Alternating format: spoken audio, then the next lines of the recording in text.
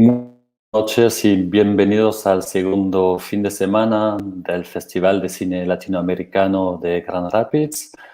Good evening and welcome to the second weekend of the Grand Rapids Latin American Film Festival. This year, the festival is fully online and runs between September 15 and October 15. And tonight we are showcasing the film Maternal, Hogar in Spanish, by director Maura Delpero. Maura is joining us from Buenos Aires, Argentina, to talk about her film and to answer your questions. You can ask your questions via our YouTube channel or of Facebook Live in our Facebook page. Maura Delpero was born in Bolzano, northern Italy, after graduating with a degree in literature from the universities of Bologna and Paris. She studied dramaturgy and screenplay in Buenos Aires. Maura started her career as a documentary filmmaker, and she has won several awards for her work.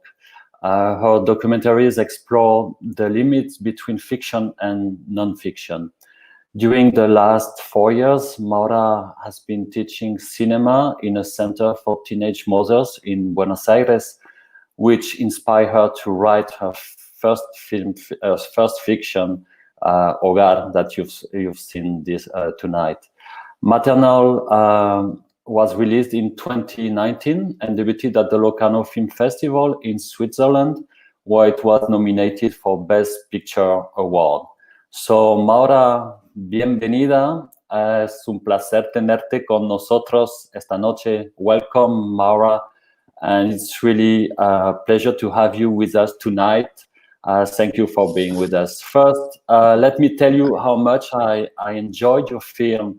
I think it's really a beautiful work of art, and I was really moved by the story, but also by the formal beauty of the film, as well as the acting. I think your film is a tremendous achievement. I want to congratulate you for that, and also thank you for sharing it with us. So Maura, my first question, it's quite simple. I want to ask you, why did you decide to make maternity the subject of your first feature film? Hello, Stefan and everyone.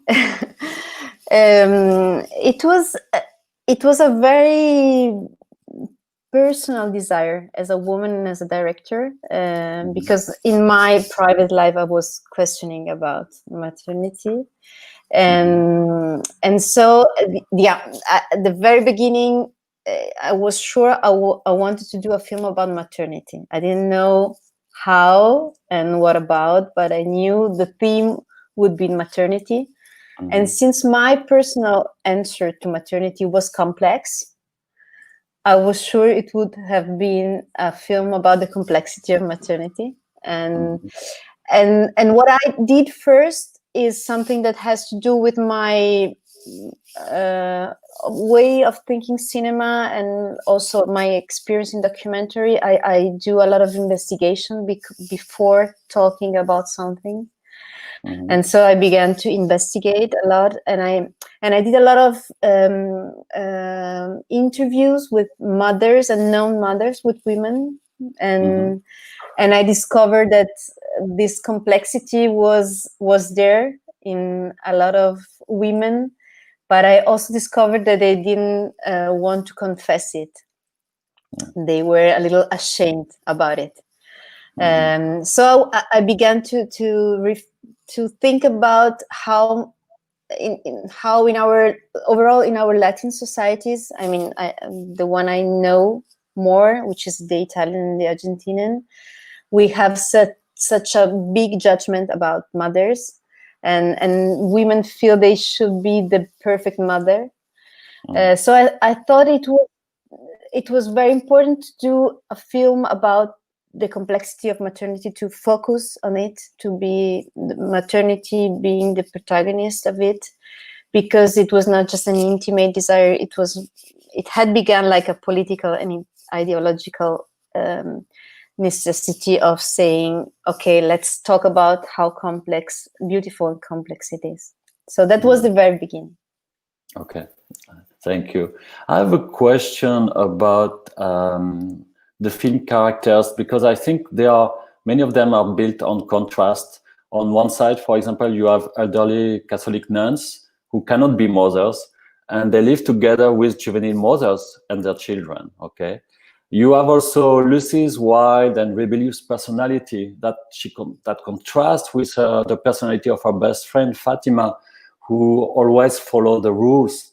And then you have the young sister Paula, who inhabits a contradiction between her vocation and her feelings towards Lucy's daughter. So how do these contrasts and contradictions relate to the subject of motherhood? I mean, the very beginning was really thinking about maternity being a phenomenon that leads to contrast feelings. So when I met the teenage motherhood, I thought that was a very extreme situation that could help me to make search the complexity of maternity in general. I mean, of course, teen motherhood is particularly contrastive, because when you are a teenager, you really have some desires that do not go well with maternity. But and of course, for a nun, if she ever has a desire for maternity, this leads her to a big contrast with her institution, with her Catholic institution. Mm-hmm. And when I began to work in this center for teen mothers, I did a long investigation, and I did cinema workshops I saw that these two contrasts, when they were also together, so it was like a big contrast. And I also realized that it was interesting in a cinematographic point of view, because it was very visual. This contrast was very visual. Yes, it is. Yeah. This is the very beginning of the film. I mean, this is the concept of the beginning of the film. This paradox of this situation of these two group of women, the paradox itself of each group, and then the fact of being together. Mm-hmm. But I also wanted to have a lot of humanism in the film, and feeling that there are so many layers and so many different kind of maternities. And so at the very beginning, you feel these groups are really opposite, and these women are very different. Mm-hmm. But I think that when you see the film at the very end, you notice that they are not so different. Mm-hmm. So, like, Sister Paula is as transgressive as Lou is, and at the very beginning, they really seem they come from different planets. No, that's true. And it's just both women had their internal struggle between desire and responsibility. Mm-hmm. And I wanted to go deep into these contrastive internal struggles.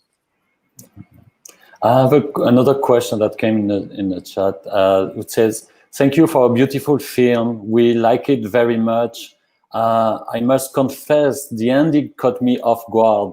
What makes you decide to have Sister Paula come back with Anna to the convent when it appeared that she would leave and not return?" That's from David Stark. Come back with Nina. Nina, with the baby. Nina, yeah. Okay. Yeah. I think when Sister Paula goes in the city,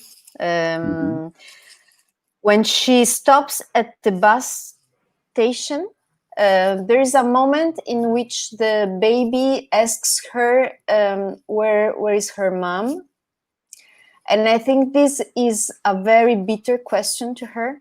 Mm-hmm. And I think in this moment, she realizes that she could maybe go to China or like everywhere, very far away. And this question will come back and back and again. And so I think in that moment, she feels like maybe really the mother of Nina is another one, and she feels that she has to go back. I think that in this particular situation, she takes this decision, but something has changed inside her forever. I mean, she felt something that now she has to deal with. So I think I wanted to photograph at the very end of the film a big change in each one of the three adult protagonists. Without saying what will happen, I wanted to leave a space for the viewer to decide. But I wanted to be clear that all of them had a big change, had a big interior change. So I think that, and this change has to do with maternity in the three of them. So in the case of Sister Paula, she experienced for the first time maternity desire.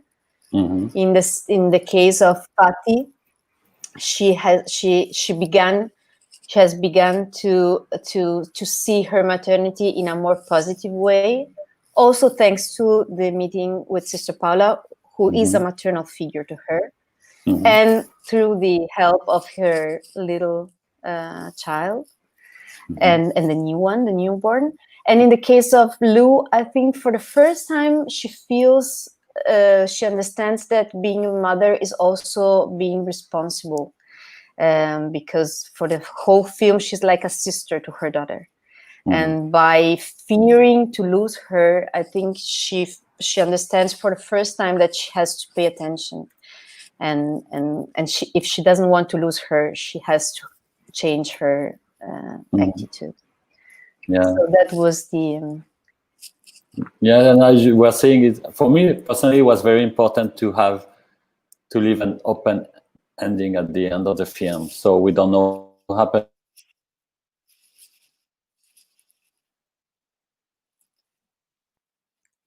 Oh, you got frozen.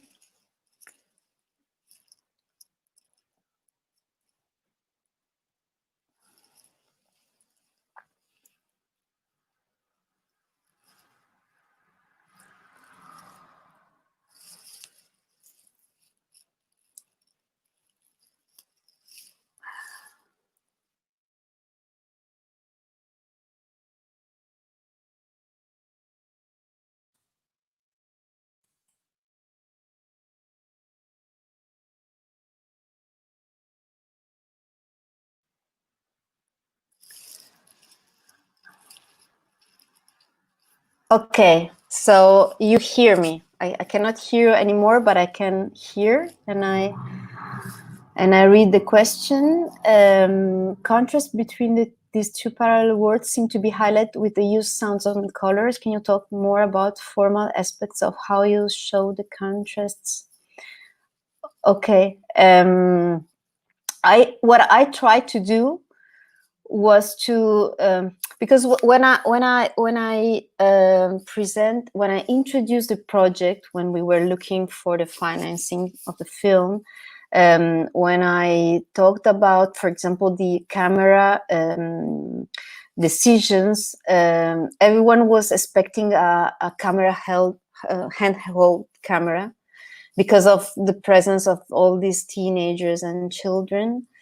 And I always said, no, I want to have a fixed camera, because I want to have this still world, this here and now. And I don't want. I really want this closed world to be told by a fixed camera that is fixed as the building and the structure that protects but also enclosures these girls. And within this very like fixed word, there should I thought that this fixed word will also help to make more evident this contrast. And I also wanted these girls that are so colorful and young and like full of life, I wanted them to walk into these strict and geometrical hallways behind these Christs and these virgins looking at them. So the most important decision for me was not to have any camera movement, not to have the camera following them, but like depict the structure that enclosures this two contrastive group of people. That was the biggest decision in terms of hi. Hello. Okay.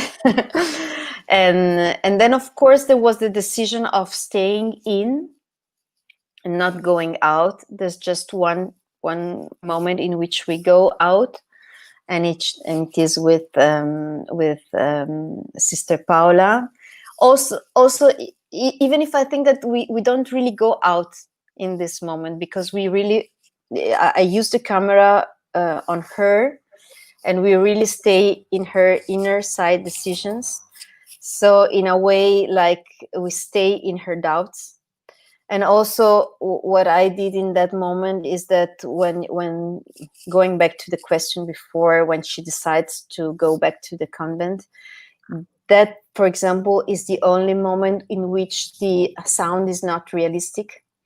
The idea was always to have a realistic sound in order to have all these contrastive sounds of the convent, and to have at the same moment, like, the babies crying and the girls listening to music and the nuns praying. But then in that moment, so that was like a very realistic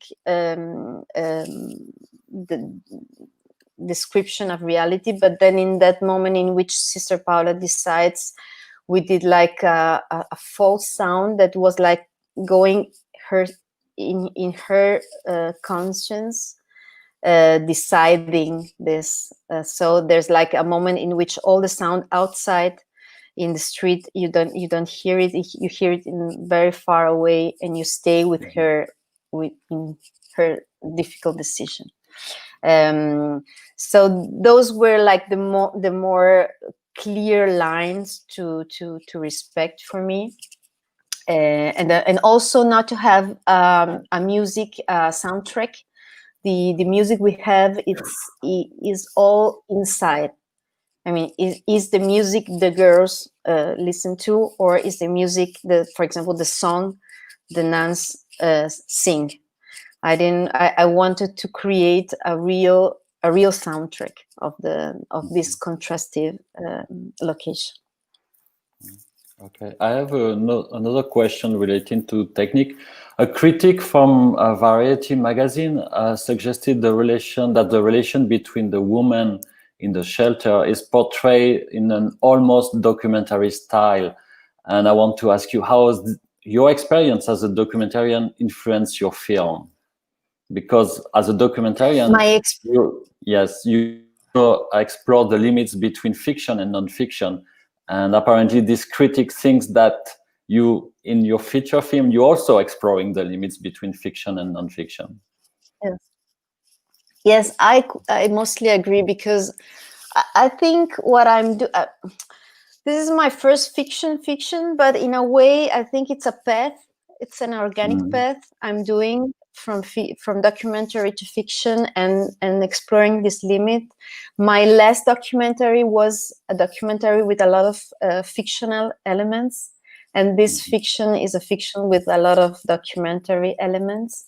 I really like when these two things dialogue, and I think of course it depends on what you tell. But if you really tell something that it's realistic and it really exists, I really love to play with this border, and I try to nourish both of them, nourish each other. So then, I mean, what I did was like really separate the two moments. I investigated a lot. And for me, to investigate is not just like looking in the internet and studying, and it's like being there. It takes time, but I really think it changes your perception and your way of telling after. So I stayed inside like centers like this 4 years long, and this gave me like the sensoriality of the place. I could really like smell and hear and touch and really feel the air you can breathe inside. So this is the commentary aspect I try to put in the fiction film. But then when I began to write, that was complete fiction. That was really like my fantasy and writing. Of course, when you write fiction and you have this experience before, it influences and you even don't notice. So in a way, I think it's very interesting what the protagonist told me, the blonde protagonist, Lou, the blonde one. She's a teen mom. She was mom when she was 16. And she is the son of a teen mom. So she was born in Algar as a son of a teen mom. And when she went out, she got pregnant and she came back to Algar. Okay. So she is really the Algar. And I was like, for me, it was a very important choice to work with her because I also saw actresses, but the truth she could bring to the camera was really unique. And the interesting thing is that when she read the script, she asked me, how did you know all these things about my life?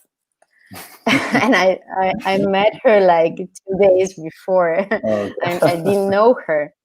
But what is interesting about this is that to me, Lou was a complete fictional protagonist character, but it was so nourished by reality that in a way it was an archetype.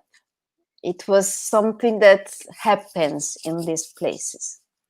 Her life was full of typical phases and passages that really happen to a girl in that situation. So in a way, I think really the dialogue is open, and if you leave this dialogue fluid, it really can be interesting. Of course, sometimes it's difficult because, for example, to work with known professional actors is a challenge. But I think you really then you really feel that when you. To me, I really love when you can invite a viewer into a situation and he really feels he's living inside this situation. So to me, this film was an invitation in this house to be 1 hour and a half place that is normally close to the world. Well, you really succeed in that, I felt. And I also felt that all the actors were very, very, very good. And I know Sister Paula was a professional and maybe a few other were professional, but the rest of them, including obviously the children, were not professional. And I think you did a marvelous job directing them, and they did a marvelous job also interpreting the different characters. We have another question. It says, hi, and congratulations on the film. Can you talk about the role of men or absence of men, but still being present in the background of the lives of the characters? Thank you. That's from Elena. Yes. It's interesting because Elena says there are no men, but there are men. Was a lot of men that saw the film were like, where are the men? Where are the men? Like, I was excluding them. And I answered, no, they are there. They are. I mean, all the bellies, they have a father. and not just that, I mean, men are there in a very subliminal presence because religion is very masculine, for example, and the Christ is there. The Christ is the fiancé of Sister Paula when she arrives at the Algar. She's like in a honeymoon. Like she really looks at the statue, and you can feel she's there to marry with Christ. And I think the first night with Nina is like when they wake up in the morning, they are like two lovers that wake in the morning. This is really her. She betrayed. It's even more a betrayal than her going out, I think. And also, I think, and of course, there is a man there also, the little son of Michael. Fatih. Michael, he's little, but I really trust. I mean, I really love that character because to me, is like writing him was like trusting the future, like seeing a little man that grows up in such a difficult situation, and also having like experienced such a patriarchal way of the world, and having such a open mind now to say we are the model family, even if we are not perfect, or even if we are not the model, it's okay. And he really gives strength to her mother now. Then of course men are not there because of this documentaristic base of the film, because in the places there were no men. I mean, it's really a feminine word. So to put men in the film would have been artificial. I mean, the father they are teenager. They don't want to take the responsibility of their precocious fatherhood. I mean, the girls cannot change. They cannot choose. They choose to leave most of the times. And of course, the men are not there because the nuns decided not to have they cannot have a partner. So in a way, it's a mix of this documentaristic base of not having men, and then it's my choice to play with the off. No, cinema is made of what you have on the screen and what is off.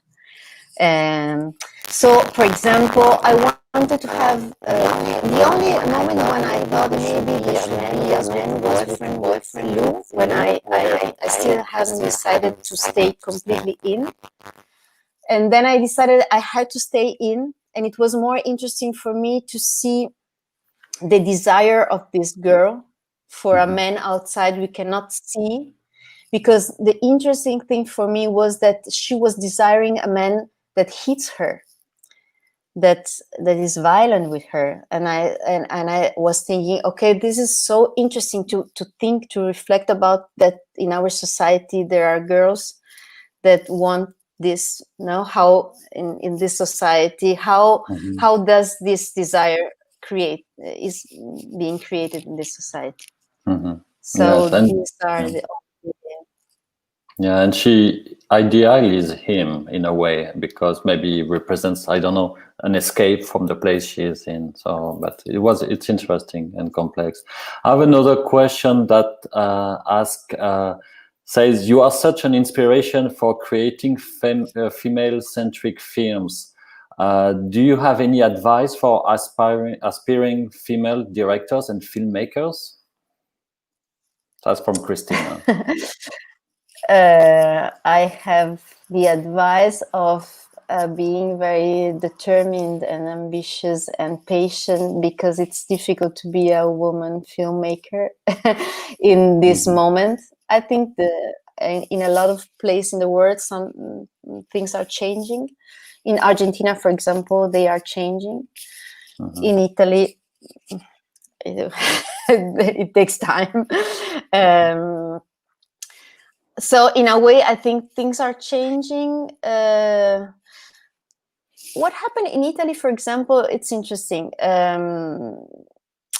In the last years, there were more female directors because there was more space for documentary. And I think it's not just a case. The fact is that documentary, you don't need so much money to do a film. So in our society, where there is few money and few power, there is access for women. When there are a lot of money and power, it's more difficult because society is new to this thing of women having money and power, and also women are not ready to this, because our mothers and grandmothers, they stayed in a kitchen, and they didn't they didn't have difficult jobs, like with a lot of negotiation and like with a lot of struggle. So when we were born, we felt that was not our destiny.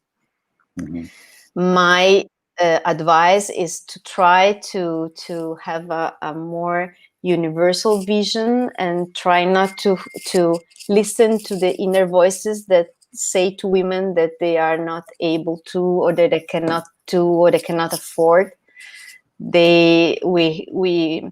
Politics need to change, but also we have to struggle with our tendency of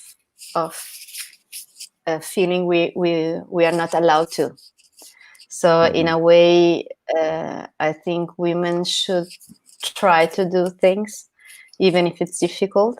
And I think it's like quite natural to have, when you're a woman, to have female protagonists, because overall in the first films, because in a way, you kind of, your inspiration are very intimate, and also if your inspiration are intimate, normally they are good, because personal is universal. And so in a way, I think it's good, and we had few films with female characters and female points of view. I mean, it's not like it's not exclusive, you can have both, but I think in a way it's also something we know more, and we can bring to cinema new visions, and but not just women. I mean, a lot of people. Cinema was made till now by a very, very little part of the world. I mean, like men, white, rich, cultivated, like heterosexual. I mean, like very, very, very little part now. So I think in these years, maybe there will be a little more richness, and everyone will bring a new point of view. That would be fantastic. Okay, I have one last question that relates to Sister Paula's hair. Okay, and the question says, Nina asked Paula if she can always wear it down, and at the end, Luciana rips Paula off. What was the meaning of Paula's hair in your film? To me, it's very symbolic. It's symbolic of allowing sensuality. No, it's like, in a way, the idea of the veil is the idea of renouncing to the physical and sensual part, and on earth. And in a way, when you go on in the film, you see that Sister Paula changes. Her cheeks are more red, and her hair, we can see her hair. I wanted her hair to be shown for the first time through the eyes of a child, because in a way I wanted this sensuality to come out from a very innocent point of view. And but she discovers a femininity and a way to leave her body and to feel the physical sensation all along the film. And of course, when Lou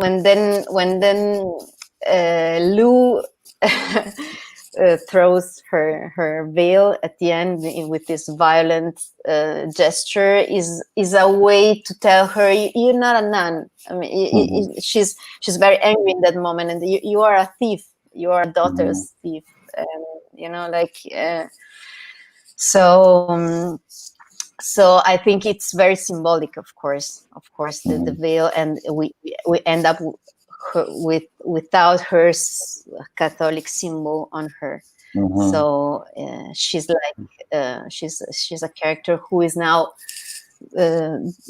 disprotected, and she now knew another part of herself.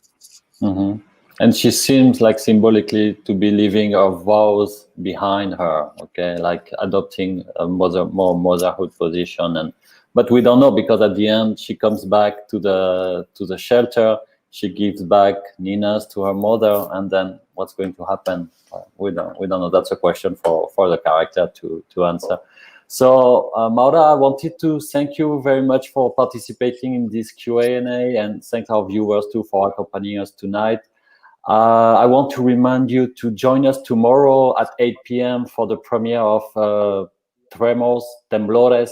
It's another great film by Guatemalan director Jairo Bustamante, who was with us 3 years ago when he released his first feature film, Iscanul. So tomorrow, that's at 8 p.m. And thank you again to you, Maura, and to our viewers, and good night. Take care. Bye-bye. To you. Thank you for the invitation. Ciao. Ciao.